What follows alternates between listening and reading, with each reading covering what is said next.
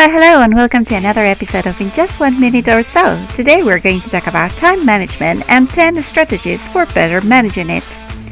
So the first strategy is know how to spend your time. Keeping a time log is a helpful way to determine how you're using your time.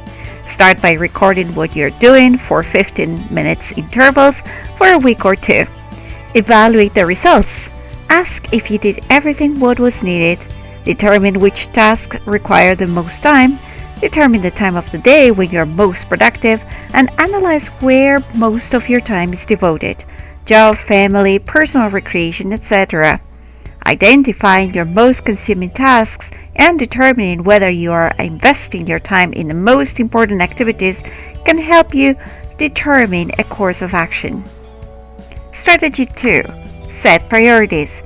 Managing your time effectively requires a distinction between what is important and what is urgent. Experts agree that the most important tasks usually aren't the most urgent task. However, we tend to let the urgent dominate our lives. So, categorize your activities into 4 quadrants. That is, using a time management matrix with urgent, not urgent, important, and not important. While activities that are both urgent and important must be done, the experts suggest that we should spend less time on activities that are not important, regardless of their urgency, in order to gain time to focus on activities that are not urgent, but yes, important. Focusing on these important activities allows you to gain greater control over your time and possibly reduce the number of important tasks that do become urgent. Strategy 3. Use a planning tool. Time management experts recommend using a personal planning tool to improve your productivity. Examples are, for instance, electronic planners, pocket diaries, calendar, computer programs, wall charts even. Writing down your tasks, your schedules, or any other thing that you consider important can free your mind to focus on your priorities. Strategy 4. Get organized. Most people find that disorganization results in poor time management, and actually professional organizers recommend that you first get rid of the clutter. So a frequently method that is used is the 3 boxes. So to keep, to give away, or to toss. You separate the clutter by sorting items into these boxes and immediately discard those that are in the toss box. The giveaway box may include items that you want to sell or to delegate or discontinue, so you find a method to eliminate these items, such as a yard sale or charitable donation or gifts, or again, members of your family. Strategy 5. Schedule your time appropriately. Even the busiest people find time for what they want to do and feel is important. Scheduling is not just recording what you have to do, like meetings, appointments. It is also making time for commitments, things that you want to do. Good scheduling requires that you know yourself. Using your time log, you should have determined those times during the day when you are most productive and alert, and you're able now to plan your most challenging tasks for when you have the most energy. Block out time for your high priority activities first and protect that time from any interruptions. Strategy 6. Get help from others. Delegation means assigning responsibility for a task to someone else, freeing up some of your time for tasks that require your expertise. Now, delegation begins by identifying these tasks that others can do and then selecting the appropriate person to do them. Strategy 7. Stop procrastinating.